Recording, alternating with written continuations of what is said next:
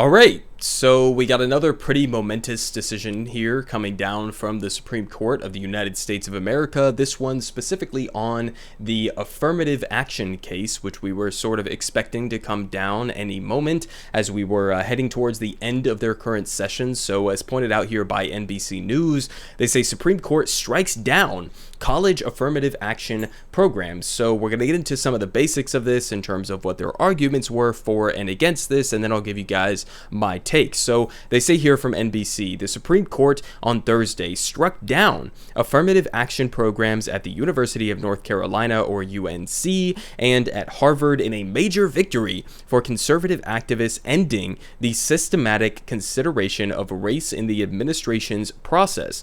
The court ruled that both programs violate the Equal Protection Clause, which I'm pretty sure was signed like directly in the aftermath of the Civil War to try to give some sort of enhanced protections to minorities, specifically Black Americans, in the aftermath of that. But they say that that was a justification for this being sort of unconstitutional and therefore unlawful. They say the vote was 6-3, which is just along partisan lines here, as we have a 6-3 conservative majority on the Supreme Court in the UNC case, and then 6-2 in the Harvard case because Ketanji Brown Jackson recused herself. And they say that the decision was hailed by prominent conservatives who say that the Constitution should be colorblind, right? The Constitution, the thing that was drafted by literal slaveholders, should be colorblind, right? As if we should just magically ignore the history of chattel slavery and the history of Jim Crow laws and other impacts of things like redlining. Just ignore that and just pretend as if we have somehow solved the history and the legacy of racism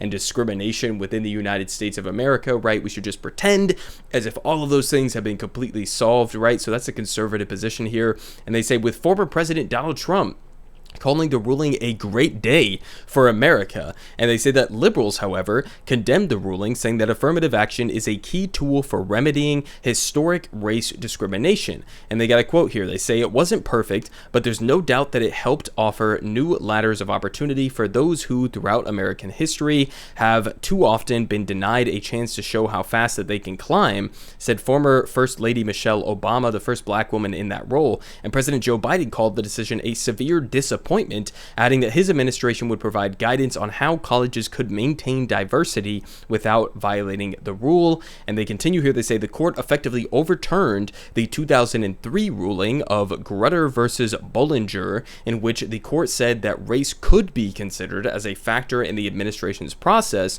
because universities had a compelling interest in maintaining a diverse campus. And in doing so, the court scrapped decades of precedent, including one ruling dating to 1978, that upheld a limited consideration of race in university admissions as a way to combat historic discrimination against Black people and other minorities. And they say in the majority opinion, Chief Justice John Roberts did not explicitly say that the former precedents were overruled, but in a concurring opinion, conservative Justice Clarence Thomas, only the second Black justice appointed to the Supreme Court, said that the Grutter case was, quote, for all intents and purposes, overruled. Okay, and then Roberts wrote that the programs lack sufficiently focused and measurable objectives, warranting the use of race, unavoidably employ race in a negative manner, involve racial stereotyping, and lack meaningful endpoints. Okay, so what is my actual take on this? Now listen. Something like affirmative action, this is not a catch-all, right? This is not going to be the end-all, be-all in terms of undoing the legacy of, decades and decades and decades of chattel slavery and decades and decades and decades of Jim Crow laws and things like redlining and all of these openly discriminatory policies that were disproportionately directed towards Black Americans, but just minorities within the United States of America broadly, right? It's not going to be a perfect solution. It was sort of always, at least in my opinion, sort of like a band-aid sort of like solution to these problems, right? I would much more so be in favor of things like universal healthcare, universal access to public education, especially at like the higher levels with colleges, right? Basic like social programs that would uplift people on the bottom rung of the ladder, which of course disproportionately includes minorities within the United States as a result of all of these, historical policies that have been put in place in order order to uplift white Americans and in order to, oppress minorities within this country, again, disproportionately more so than any other communities, black Americans within this country, right? So I always sort of thought of this as it was going to be like sort of a band-aid solution, but the Supreme Court is like, no, fuck that, we don't even want the band-aid solution. And so some of like the counter arguments to this are like, oh, this is discriminatory against white people, this is discriminatory against like Asian Americans who tend to like test and higher scores with like standardized testing and stuff like that. And it was just never really something that I could like buy into, because at the end of the day, again, you have to take into consideration the entire scope of the history of the United States, right? Generations and generations of black Americans who have been discriminated against openly throughout institutionalized structures and policies within this country. And then to turn around to insinuate that like, okay, now that we're trying to sort of do a band-aid solution and we're trying to sort of give like an upper hand to these communities that have been discriminated against, that somehow that's like reverse racism, or that's like targeting specific, dominant communities within the United States, that just never made any sense to me, right? This was sort of like, okay, this is like a somewhat decent policy. It's not going to be the entirety of the solution, but it seems like it was entirely fair, right? Now, at the end of the day, you also have to keep in consideration, right? People on the right wing of the spectrum, people on the conservative end of the spectrum within this country, they sort of always talk about affirmative action as if it's like college administration officials are just looking at two resumes and they say like, well, here's a super qualified white young man, right? And he has perfect SAT scores and perfect ACT scores and all of that stuff. And then we have some, black American who's doing horrendously terrible on all of their test scores, but we're going to pick the black American because of, wokeness or something like that. And it's like, no, that's not what this is actually determining. You have to meet a certain threshold to get into, especially some of these higher level colleges, which I personally would never have been able to get into under any circumstances whatsoever. But, we're talking about like you meet a certain threshold, but then we're talking about sort of like, giving an upper hand to, communities within this country that have been discriminated against, and maybe just sort of like trying the beginning processes of leveling the playing field in this kind of a circumstance. So to me, it's like, it's not the end all be all, but it's also like, it's not like this is like reverse racism. And even if you think that it is, then maybe we should have a broader conversation in terms of the lack of efforts by the US government in order to actually address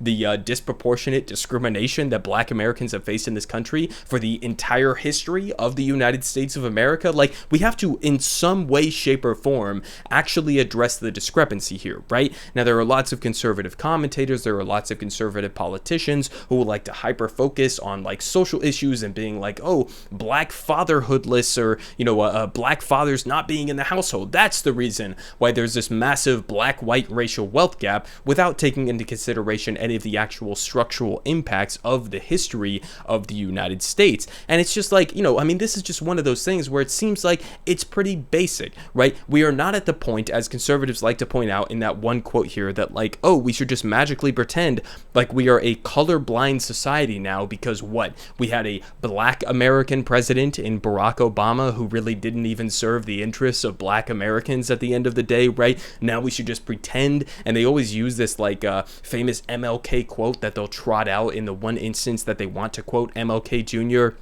And they'll say like, MLK wanted for us to judge each other by the content of our characters and not by the color of their of each other's skins, completely ignoring the fact that MLK was giving that quote in the context of a society within the United States of America that absolutely in no way, shape, or form judged people based on the content of their character, and absolutely did judge people based on the color of their skin. It's like he was talking about a broader, ongoing, decades-long project that would need to happen in order to create that reality, but conservatives sort of like disingenuously weaponize that quote and other quotes by similar civil rights leaders in order to try to pretend as if like we have completely solved all of the historical legacy of slavery and Jim Crow and all of that, and we should just move on from this and pretend as if this is still an ongoing issue, and any issues that do persist to this day are really just a result of like black culture within the United States. I mean, it's really, at the end of the day, pretty incredibly racist things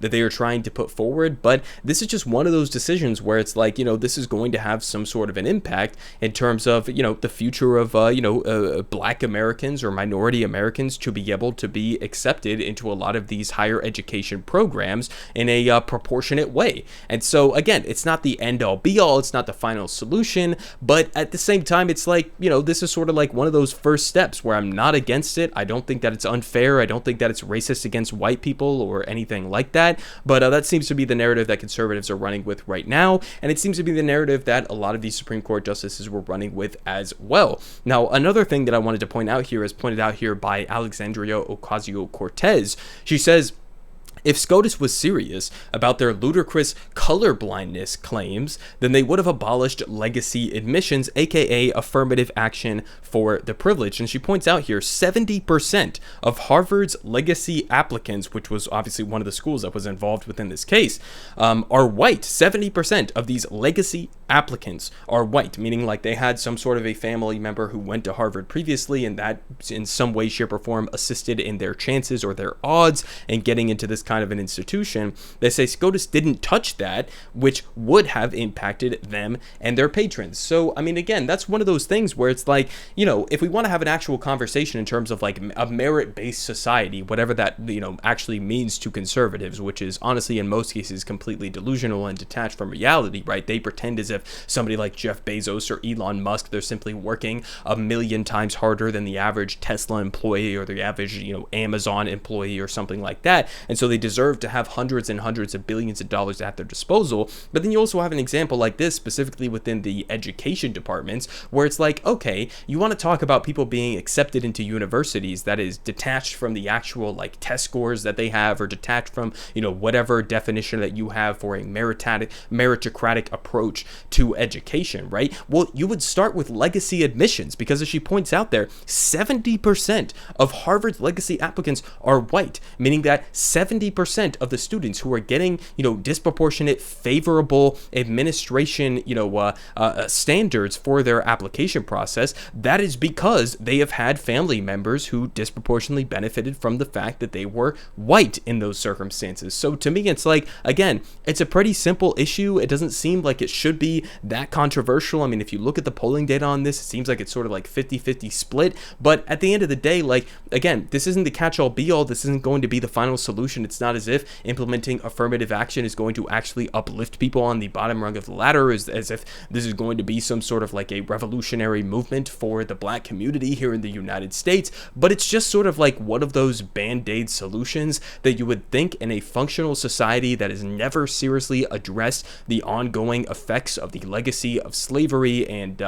Jim Crow laws and redlining and all of these other different impacts of explicit discrimination against a specific, community here within the United States, and explicit, beneficial factors that are given to white Americans and that are continuing to give to white Americans even after this decision has put in place. It seems like this is one of those things that it's like, yes, you can turn this around and try to pretend as if this is like anti-white, or that this is like anti, Asian American or something like that. But at the end of the day, we're talking about actually trying to address and ameliorate some of the impacts of the history of this country. So, I mean, obviously, I don't agree with this solution, and at the same time, I don't agree that like affirmative action is going to solve all of these problems. I think we need much more broad expansions of social programs within the United States, and to decommodify a lot of different industries within the United States. But this is just one of those things where it's like, you see what the Supreme Court really is, you see what these conservatives actually stand for, and it is certainly not an actual like just and fair society that is legitimately based on a meritocratic approach to these things, because you can't possibly have a genuinely meritocratic approach, especially in something like education, when you don't account for the environmental situation that people are growing up in. Everyone is saying GoodPoliticGuy has the best politic. Believe me, no one does it like him.